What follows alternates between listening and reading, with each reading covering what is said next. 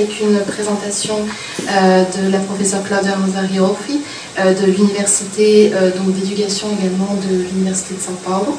Et elle va nous parler, donc c'est une présentation qui est faite en collaboration avec un doctorant à vous, qui est Alain Pedro Lufordovang, qui n'est pas présent, mais qui fait un travail commun, sur donc, une communication intitulée Impact du discours raciste sur la reconnaissance et l'utilisation des langues nationales angolaises, une étude sur la présentation des programmes de l'enseignement primaire. Et la présentation sera en français. En portugais. Ah, en portugais, pardon, en portugais, mais le PowerPoint est bilingue et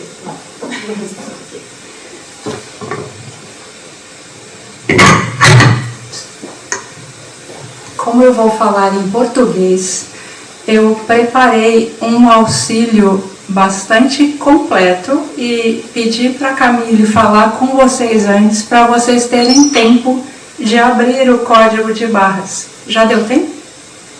Perfeito. Então, vocês estão vendo aí o título da apresentação e pelo título espero que compreendam que o objeto não é a língua e sim o discurso. Mais especificamente, o discurso racista em países, em lugares que sofreram processos de colonização. Mais tarde eu vou deixar claro que especificamente o país em questão é Angola, que Ala Pedro, o coautor, ele é angolano, ele é professor numa universidade em Angola, então, em colaboração, nós estudamos os processos que teriam levado ao desaparecimento das línguas locais em Angola, que a princípio tinha muitas línguas, era uma realidade plurilingüe e paulatinamente, de tempos em tempos, foi deixando de ter essas línguas e passou a ter português como língua oficial e cada vez mais se vê estas línguas desaparecendo. Nós temos uma hipótese de trabalho que o que teria ajudado esse desaparecimento de línguas, junto com a questão linguística propriamente dita, é o discurso racista. Para deixar mais claro esta hipótese, eu preparei uma apresentação em 5 partes. Essas 5 partes vocês estão vendo ali nas duas línguas, em português e em francês. A primeira delas, eu quero dar uma geral, um sobrevoo na situação linguística de Angola. Não sei se é claro para todo mundo que línguas que se fala lá, como é que é, então eu vou falar disso. Depois, quero falar um pouco como foi o processo de colonização portuguesa em Angola e como é que as línguas foram desaparecendo. Depois eu vou pontuar esse processo especificamente na escola angolana, como é que se falava ou não português, como deixou de falar e assim por diante. Mais tarde eu vou fazer uma análise discursiva de textos de documentos oficiais angolanos, então nós vamos para as conclusões finais. Para fazer tudo isso, por que eu estou fazendo tudo isso? Porque eu tenho uma posição aí que estou defendendo, que é uma posição ética e política, de que se quisermos fazer com que crianças aprendam, tenham sucesso na escola, as línguas nacionais têm que estar presentes na escola. A gente não pode ensinar para elas só na língua do colonizador. Então, no caso de Angola, a aula não pode ser só em português, a aula também deveria ser nas línguas maternas das crianças. E por causa disso, os documentos que são escritos para professores, as leis, os livros didáticos, os textos oficiais, qualquer documento que for escrito para professor, quando estes documentos fizerem menções a respeito de línguas, língua oficial, língua materna, os termos que forem usados para falar a respeito dessas línguas, têm que ser respeitosos, têm que ser tratados de tal modo que não reforcem ou causem preconceitos linguísticos nos docentes. Ficou claro esse ponto? Porque esse ponto é importante. Então, vamos lá falar um pouquinho de Angola. Angola é um país com realidades bem diferentes se estivermos falando da capital, Luanda, ou de qualquer outras províncias no litoral ou no interior.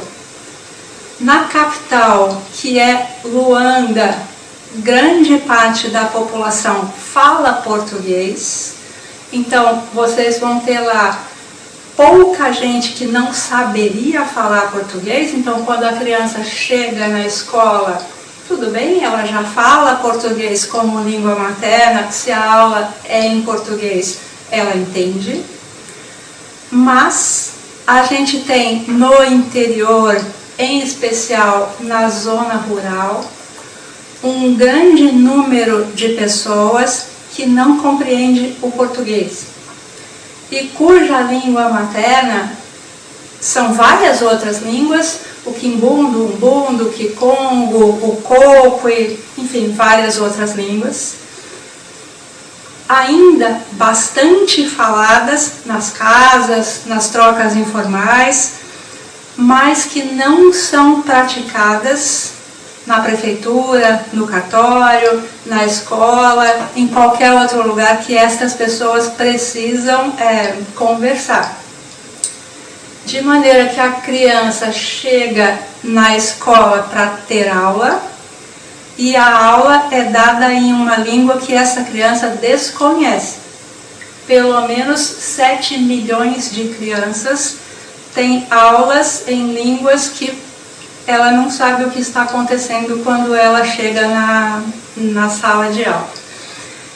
Se fosse haver uma tentativa de unificar, tá bom, vamos fazer uma educação bilíngue, português e uma outra língua. Vocês vão ver aí nessa tabela que teríamos uma dificuldade, porque dependendo da região, esta segunda língua seria diferente. Pode ser o kikongo, pode ser o quimbundo, pode ser o imbundo, pode ser o coco, pode ser, vocês estão vendo pela distribuição que eu fiz ali na tabela, que o bilinguismo português e uma língua só não resolveria esta situação, de maneira que adotar duas línguas teria que ser português mais 1, 2, 3, 4, né, dependendo de onde a gente estaria falando ali, de modo que estamos falando de um lugar com uma realidade linguística complexa. O que os professores tendem a dizer, então? É impossível. Sendo impossível, vamos falar o português e as outras línguas não cabem, porque é muito difícil tendo esta realidade aí. Então ficamos com uma dúvida: como que esse discurso se instalou historicamente? Na análise do discurso, que é a minha área de estudo, a gente entende que o sentido é histórico. Então, haveria uma história que teria levado esses processos de pensamento para a pessoa achar, normal achar que tudo bem, vamos tirar 7 milhões de pessoas aí, tudo bem, elas não entenderem nada. Que tipo de processo de pensamento teria levado a isso? Eu não sei se eu usei outra. Tá certo. Então, a gente faz esta pergunta. Nos lugares colonizados, colonizadores vão lá e se impõem por meio da violência física. No Brasil, por exemplo, eles chegaram e mataram os indígenas. Mataram mesmo, né? Estão mortos. Foi genocídio. Para além dos processos de violência física, a gente conhece processos de violência simbólica. Esses processos de violência simbólica, eles são linguísticos, discursivos. No caso de Angola, quais processos discursivos teriam sido esses processos discursivos? A nossa hipótese de trabalho é que foram o discurso racista, manifestações do discurso racista. E essas manifestações de discurso racista ajudaram as línguas minorizadas a desaparecerem. O que é um discurso racista? Pegando uma das definições possíveis, essa aí do Van Dijk, é uma prática social que as elites simbólicas, na política, na mídia, na universização, na educação, na universidade, usam para controlar o dizer. Então, nos tópicos, no léxico, nos argumentos, nas imagens, aquelas pessoas que estão nas maiorias vão controlar para... eu estou olhando para você acabou de me dar um exemplo na sala lá. Não fale esse espanhol, porque esse espanhol está errado. Vocês são minoria, sendo que vocês são a América Latina inteira. Isso é um exemplo do discurso racista, né? A gente não pode... Ela está falando espanhóis falando da América Latina, tá? Então, espanhóis dizendo que colombianos não sabem falar espanhol, ou é um absurdo completo, ou a gente entende que isso é racismo. É uma manifestação do discurso racista. Então, coisas que a gente usa para controlar o dizer e que se a gente não para para pensar, é natural, eles que são donos da língua, né? Esse tipo de coisa. E como que o discurso racista funciona? Se a pessoa não para para pensar, ela repete esse sentido como se esse sentido fosse o natural. As coisas sempre são assim, desde que o mundo é mundo, é desse jeito. Ele que sabe, ele que meu antepassado, ele que sabe a explicação das coisas. Eu saio repetindo as mesmas coisas, entendendo que isso é que é o certo, e a gente faz uma comunidade discursiva que se reconhece entre si, e daqui a pouco está todo mundo dizendo: o espanhol bom é o da Espanha. E nós somos aqueles sujeitos que concordam com isso, e nesse pequeno subgrupo a gente se reconhece. Ok? A gente entendeu? Está todo mundo assujeitado ao mesmo sentido, interpelado na mesma matriz de sentido. Quando isso acontece, com coisas normais, beleza. Mas quando isso acontece e a gente associou línguas, raças e etnias a uma condição de inferioridade, o que acontece no prognóstico disso é que nós estamos matando as línguas que foram associadas a isso. Porque, você é o falante X, você fala a língua abobrinha, estou inventando uma língua que não existe. Os falantes que falam a língua abobrinha são inferiores. Você é falante da língua abobrinha, você não quer ser inferior. Então, o que você vai fazer? Não falo mais a língua abobrinha, porque eu não quero ser inferior. Se eu tenho uma comunidade aqui que não quer ser visto como inferiorizado, provavelmente o primeiro passo é deixar de falar a língua abobrinha em público, para não ser visto falando. Se não falamos mais em público, daqui a pouco não se fala mais. E assim, andará o negócio. Como que isso aconteceu lá em Angola? Foi um caminho bem longo, vou passar correndo esse pedaço agora. Angola conhece a língua portuguesa desde o descobrimento. Chegou a caravela lá com Diogo Cão, eles começam a fazer comércio. Quando esse comércio se instaura, eles têm um projeto que é explícito. Nesse projeto explícito se diz duas coisas. Vamos fazer a portugalização total de Angola. E junto com isso, a destruição completa das línguas indígenas é um projeto assumido. Com esse projeto assumido, fica um tempo, um conflito, porque o quimbundo passa um tempo sendo uma língua mais falada na capital angolana.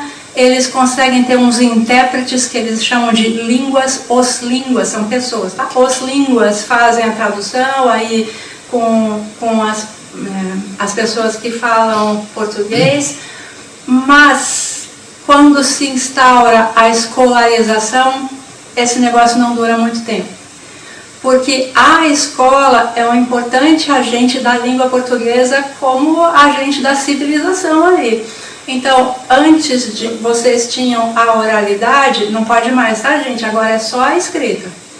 Antes vocês tinham a transmissão dos saberes na família, informal, não pode mais, tá? Agora aqui na escola, como coisa séria, nós que somos sérios desse jeito. 1912 a gente tem o golpe de... não sei nem como chamar isso, o golpe fatal nessa história. A gente tem esse primeiro governador geral de Angola, esse senhor que eu fiz questão de botar a fotografia para vocês não esquecerem esse rosto horrível, de Norton de Matos. Esta pessoa descreve como deve ser a escola angolana, e ele acha que a escola angolana não precisa ser igual à escola dos portugueses. Como que ela deve ser? Ela deve ensinar a falar, a ler e escrever o português, as 4 operações aritméticas e o conhecimento da moeda corrente de Angola. Para quê? Que precisa ser complicado? Não precisa complicar. Precisa mostrar simples palestras sobre a higiene das pessoas e das adaptações contra os vícios e práticas nocivas, usos e costumes nefastos das vidas dos indígenas. Não precisa nem explicar o que estava dizendo das pessoas que eram os angolanos. Os angolanos eram aqueles que tinham costumes nefastos. Né? Nos documentos a gente já vai vendo o discurso racista explícito. 1945, o negócio vai ficando muito pior. A polícia do estado diz: falar línguas locais são atitudes subversivas. Quem falar línguas locais vai para a cadeia. Por que vai para a cadeia? Porque vocês, angolanos, se quiserem ter uma vida boa aqui, tem que se assimilar. E para se assimilar, não pode usar roupa que lembre selvagem, nem ficar com costume de selvagem e nem falar língua de selvagem.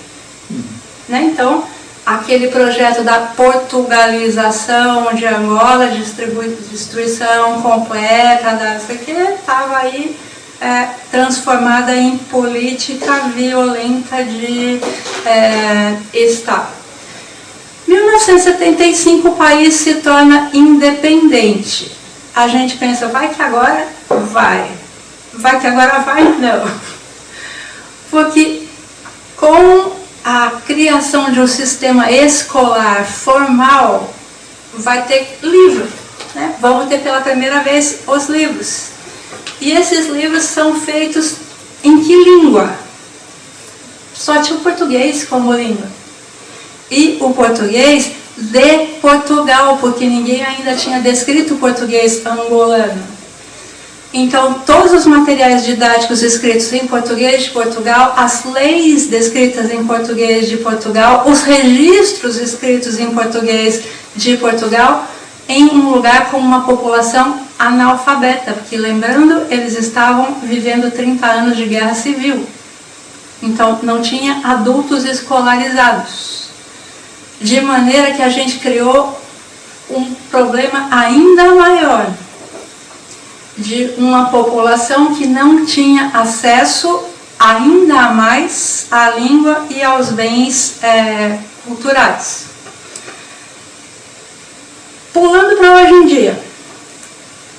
Hoje em dia, se a gente pega a lei de bases do sistema de educação de ensino de Angola e pensa, eles têm alguma liberdade? Olha o artigo 16. O ensino deve ser ministrado em português. Se deve ser ministrado em português, se um professor quer dar aula em alguma língua, não pode, porque deve ser ministrado em português, é uma questão de lei. Consequentemente, né, quando alguém tenta fazer alguma outra iniciativa, ele é hostilizado ou tem alguma dificuldade ali, porque alguém pode dizer para ele, isso que você está querendo fazer é ilegal, não está escrito aqui na lei que você poderia fazer isso. Posto tudo isso, a gente pensa, vamos olhar então para os documentos oficiais agora. Será que se a gente pegar os documentos que estão circulando da escola agora, aparece discurso racista lá? O que vocês acham, gente? Depois de tudo que eu contei, tem ou não discurso racista? Também acho. Mas, né, vamos assim, pesquisa a gente não pode ter resposta antes. Vamos fazer o benefício da dúvida e olhar para o negócio. Então, fizemos uma pesquisa querendo olhar nosso objetivo. Tem ou não tem? Se a gente olhar os discursos lá, textos para professores, programas, será que tem um discurso racista? E pegamos programas de 1ª a 4ª série do ensino primário, de todas as disciplinas, procurando isso. Eu não tenho como mostrar muita coisa aqui, eu resolvi olhar para vocês só a apresentação dos programas. Os programas, eles são distribuídos para professores do país inteiro, tem programas para todas as disciplinas, português, matemática e etc. Então, eu peguei só a folhinha da apresentação. Se vocês olharem lá para o código de barras, eu pus como anexo esta apresentação, também traduzi para o francês, eu que traduzi, tá, gente? Então, apresentação, né, minha tradução do francês, mas vocês têm lá nas duas línguas para seguir depois.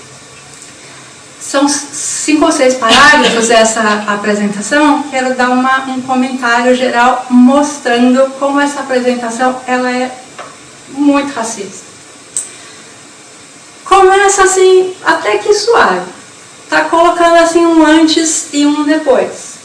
A criança, ao entrar na escola, ela já tem alguns determinados conhecimentos. Então tem um antes e um depois dela entrar na escola. Antes de entrar, ela já tem alguns conhecimentos. E depois dela entrar na escola, ela vai ganhar uma formação harmoniosa e integral do indivíduo com vista à construção de uma sociedade livre, democrática, de direito e de paz da progressão social. Então a escola está prometendo muita coisa, né? A escola que vai tornar ele cidadão. Antes ele não é cidadão. Mas e o que será que, né, ele vai aprender na escola que vai tornar ele cidadão de sociedade livre, democrática, de direito, de paz, de progressão social? Porque antes ele não tinha nada disso. É só depois que ele vai ganhar. Se a gente vai no segundo parágrafo, a gente encontra o que ele vai aprender. Olha como é que começa. A língua portuguesa.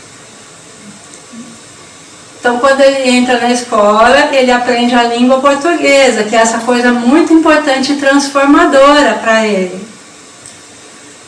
Quando ele aprende a língua portuguesa, então ele vai se tornar cidadão, beleza. Só que a língua portuguesa é a língua oficial em Angola de escolaridade, de comunicação nacional e internacional. Tudo bem, está informando. Só que agora me dá ódio. É a língua veicular através da qual se emitem e recebem mensagens. Claro que em todas as outras você não pode nem emitir nem receber mensagens. Em Quimbundo não emite e recebe mensagens. Em Coco não emite e não recebe mensagens. sendo a base para a aquisição de conhecimentos técnicos científicos. Porque em Ubuntu você não pode fazer ciências. Você acha possível fazer ciência em alguma língua que não seja português? Para piorar, português é a base para valores éticos, cívicos e culturais. Porque uma pessoa que fala coque não tem ética, nem valores cívicos e nem culturais. Ela desempenha também a função de veículo para a transmissão e aquisição de conhecimentos implícitos e explícitos, instrumento de integração, meio de apoio e articulação de todas as disciplinas. Esse parágrafo, ele é assim o suprassumo do discurso racista. Porque por oposição, ele não está dizendo assim, quem fala Ubuntu não tem ética. Mas ele está dizendo tudo. Porque pelo não dito, a gente está calculando o que está sendo não dito sobre a outra pessoa. Eu escrevi até no resumo em francês um exemplo que é muito comum no Brasil. No Brasil existem anúncios de emprego que as pessoas dizem assim, vaga de emprego aberta, precisa de boa aparência. Quando diz isso de precisa de boa aparência, na cultura brasileira, todo mundo sabe que isso é um emprego para brancos. Se você é negro, você não vai se candidatar. Não está escrito isso. Você que é negro não vem aqui. Mas você sabe, e também não pode ter cara de pobre. Assim, se você não tem um dente, você não vai... Não está claro para todo mundo na cultura o que quer dizer boa aparência. Mas você não pode dizer, eu vou meter um processo lá porque é discurso racista. Não, porque o discurso racista está no não dito. A mesma coisa que está aqui. Não está dito. Quem fala Ubuntu não pode emitir mensagens, não pode fazer ciência, não tem ética, nem civilidade, nem valores culturais. Mas está dito. Porque é pela oposição que a gente vê esse negócio. Continua do mesmo jeito. O português não é a língua materna da maioria das crianças angolandas. Beleza. Só que daí o cuidado de no ensino primário se adotarem métodos e técnicas capazes de levar os alunos a efetuarem pacífica e conscientemente a transição das aprendizagens da convivência do ciclo familiar e social para a aprendizagem do conhecimento de conteúdos devidamente estruturados e ministrados nas instituições de ensino. Porque quem não fala português tem o pensamento desestruturado. De novo, isso porque eu nem comentei, a transição pacífica. Porque selvagens é capaz de fazerem uma transição que não seja pacífica, que vai lá saber o que essa gente é capaz de fazer se eles se revoltarem.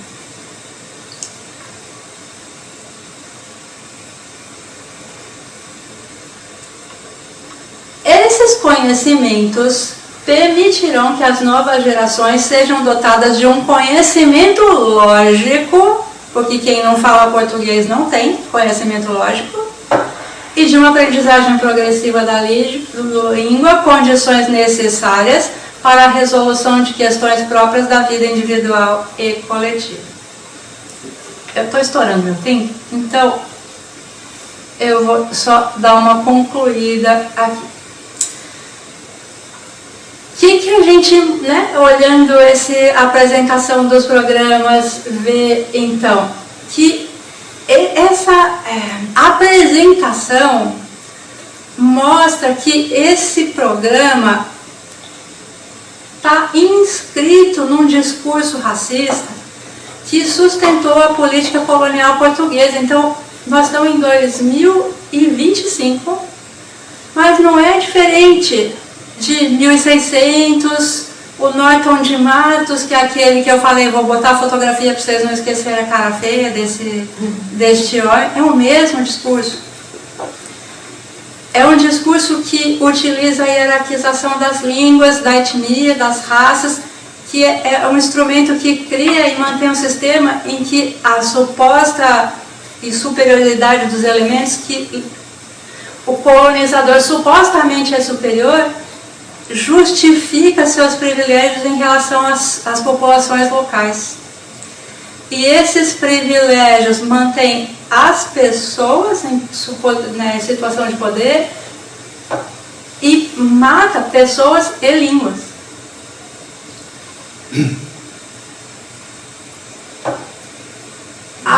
A gente falou disso aqui.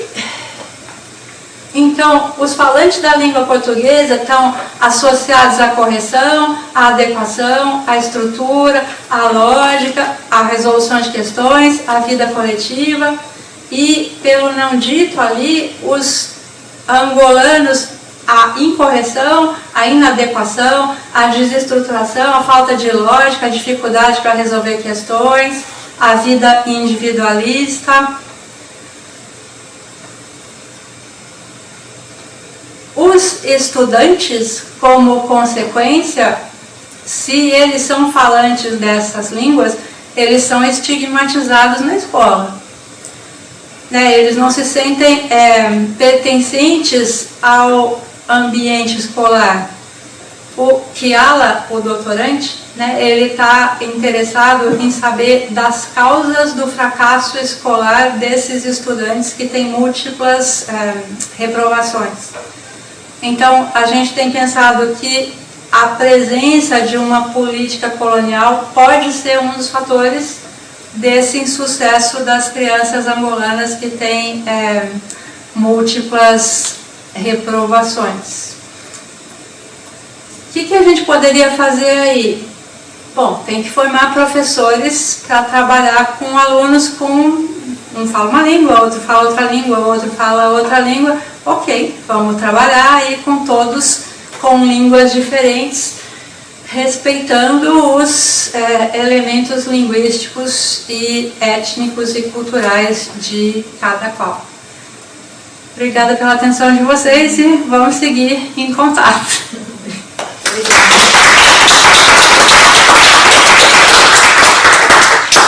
On va commencer avec les questions. Merci beaucoup pour la présentation. J'avais une question. Est-ce que, du coup, parce qu'on a bien compris la position en fait du gouvernement, etc., des institutions, et quelle est la vie en fait associative, locale, etc. Est-ce que, du coup, il y a des activistes qui proposent des alternatives? Est-ce qu'ils sont entendus? Est-ce qu'ils sont en danger également s'ils les proposent? Quels sont vos retours du terrain en fait? Se existem? E quais? Se existem, que existe e em que proporção, e se eles têm em perigo também de fazer isso, de as ativistas e tudo? Uma das pessoas que está nessa mesa é a Eugênia, que está lá em Angola. Então, a Eugênia pode ajudar a responder no local, né? Eu posso ajudar a responder teoricamente, mas a gente tem feito, eu e o Kiala, extensa pesquisa bibliográfica, e pela pesquisa bibliográfica eu diria que as iniciativas são ainda bem tímidas, e elas são bem tímidas compreensivamente, porque faz ainda poucos anos que eles saíram de guerra civil. Ao sair de guerra civil, a iniciativa foi de reestruturar os sistemas escolares. Por exemplo, vamos fazer o curso magistério para formar professores para a escola básica. formar os professores para as universidades. Daí começou uma iniciativa grande de mandar os angolanos para fora do país para se formar. Enfim, né, a coisa mais básica de reestruturar o país, que eram urgências maiores. Há poucos anos atrás a expectativa de vida era ainda muito baixa.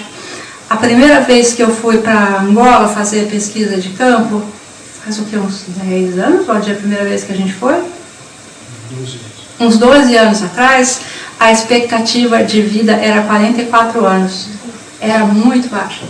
Né? Então, se você imaginar ter que superar uma expectativa de vida dessa, as urgências eram muito grandes.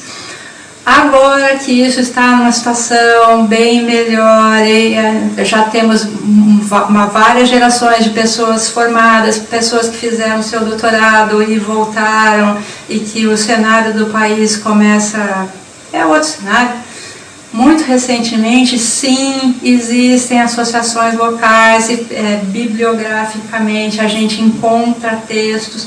O texto mesmo que eu escrevi para fazer essa apresentação, se você quiser depois posso partilhar, a gente tem uma referência bibliográfica que estão essas coisas que a gente encontrou, de pessoas que estão fazendo essas propostas, quais são as línguas, em que lugares fala mais línguas, o que valeria a pena fazer, mas acho que ainda é tímido. Muito obrigada.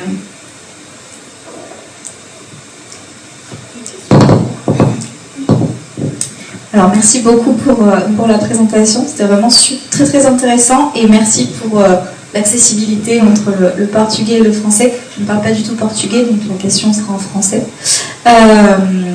Alors, comment dire, la question ne porte pas tant que ça, pas vraiment sur les discours racistes, mais là c'est vraiment de la curiosité vis-à-vis du contexte en Angola et la comparaison avec la France, même si j'ai trouvé l'explication très très claire sur les discours racistes et très pertinente.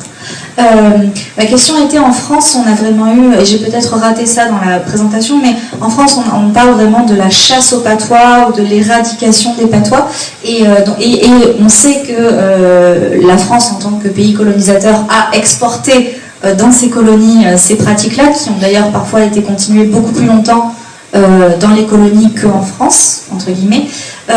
Et donc je voulais savoir si du coup le Portugal, les colonisateurs portugais avaient eu la même volonté vraiment d'éradication, ou s'il y avait eu une volonté d'enseigner le portugais et de diffuser le portugais, enfin quelle était vraiment la position des Portugais vis-à-vis des langues locales, des langues nationales. Est-ce qu'ils voulaient vraiment les faire disparaître? Enfin voilà, c'est une question un peu naïve, mais pour mieux comprendre le contexte. É sempre difícil fazer generalizações que sejam 100% de pessoas, né? Que seres humanos são muito diferentes e no meio de pessoas a gente pode achar uma pessoa que seja uma pessoa bacana. Mas pelo que temos visto dos documentos, das cartas que as pessoas trocaram entre si, de normativas, um documento que foi carta que foi dirigida ao navegador, não sei o quê, ou o documento que instruía ao fulano de tal o que ele tinha que fazer, foi um projeto deliberado de portugalizar Angola, e isso passava por fazer com que angolanos falassem mesmo português, de maneira de hegemonizar a população, porque a ideia é de que não tem jeito de falar melhor, era racista, que eles eram considerados como animais não civilizados e que deveria ser levada a civilização até eles. Então, não sei se a ideia é fazer desaparecer, mas levar à luz a verdade, o saber, uma coisa... Talvez até achassem que estavam fazendo uma bondade, não sei, mas...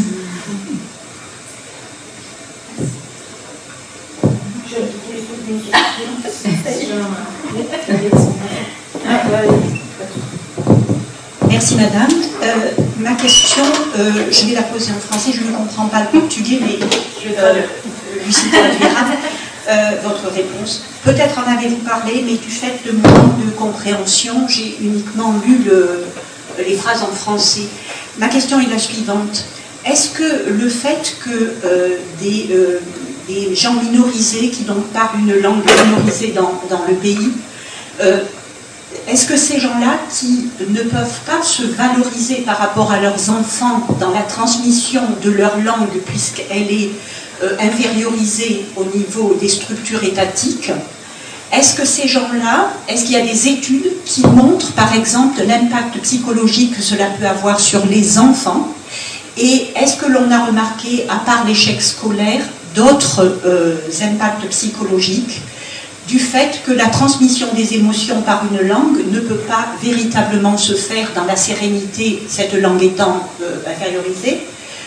Voilà, c'est une question finalement très simple et je ne sais pas si on a une réponse ou non. Merci. Você está perguntando no contexto específico de Angola? Angola? Ah oui, bien sûr. Ah oui, bien sûr. Então, eu não sei se a gente tem condição de fazer a resposta clara, específica, assim, mas o que temos visto é que existem muitas complexidades, inclusive na sala de aula, porque se em sala de aula existem crianças que cada um fala línguas diferentes e às vezes entre eles um hostiliza o outro porque não gosta da sua língua, o outro não gosta da outra língua e o professor, por sua vez, hostiliza a todos eles porque diz que aquelas línguas não são as que deveriam ser faladas e sim o português deveria falar aquela língua. O que acontece é que acaba havendo um emudecimento generalizado, porque não existe um ambiente em que as pessoas se sentem autorizadas a falar. Então, o que a gente está tentando dizer é que, ao contrário disso, todas as línguas e todas as variáveis fossem aceitas em sala de aula e que pudessem ser comparadas, estudadas, colocadas ali como um grande laboratório, quase como se fosse de pesquisa linguística mesmo, evidentemente no nível possível para as crianças.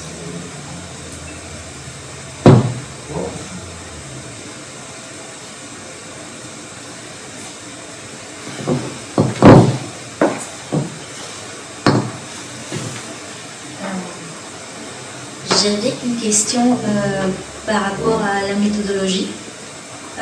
Je voudrais savoir quel type d'analyse du discours vous avez utilisé et surtout comment vous avez sélectionné les séquences discursives par rapport à la totalité du texte, des textes. Eu tinha uma parte que eu tinha explicado tudo isso, mas eu fui olhando o relógio e fui pulando uns pedaços. A gente trabalhou com o conceito de não dito. Esse conceito de não dito pegamos de um texto de referência de Péchet e Fuchs. A ideia ali foi, bom, primeiro essa parte conceitual. A outra parte é como é que nós chegamos nesse texto. Nós analisamos um grande número de documentos oficiais. Desses documentos, tentamos achar algum que fosse de grande circulação, o que chega no país todo, o que chega em vários professores, depois o que chega em professores de todas as disciplinas. E chegamos no texto da apresentação, porque o texto da apresentação chegava para textos de professores de todo o país, de todas as disciplinas. Então, alguma coisa que discursivamente, enfim, penetrava aí todas as camadas de professores. tendo localizado esta peça discursiva, cruzamos então este texto com o conceito de não dito, para ver se nesta apresentação havia coisas não ditas que ressoassem o discurso racista, que era o que a gente tinha interesse, e sim havia. Né? Então, foi aí que a gente pegou.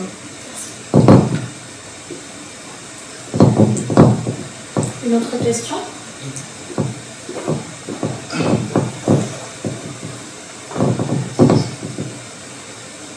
Voy a hablar en español. Desde el discurso no dicho está el discurso dicho. Y el discurso dicho está bien construido. Quiero repetir algo. Las personas que dicen que debo tomar una lengua europea señalan que estas lenguas minorizadas no poseen todavía la literatura técnico-científica y por eso se opta por la lengua europea. Entonces, ahí también es algo dicho, pero hay algo no dicho también, ¿verdad? Sí. Entonces, ¿cómo usted sugiere enfrentar o superar ese lenguaje dicho que suena muy bien y no minorizar más a las lenguas en cuestión? Não tenho a menor ideia. Mas eu acho que com as nossas ações, não com os nossos discursos. Com as nossas ações no sentido de continuarmos fazendo nossas pesquisas, continuarmos fazendo os nossos trabalhos, dando as nossas respostas com o nosso texto, com a nossa palavra, com a nossa... não com o nosso contradiscurso, porque o nosso contradiscurso cai no vazio.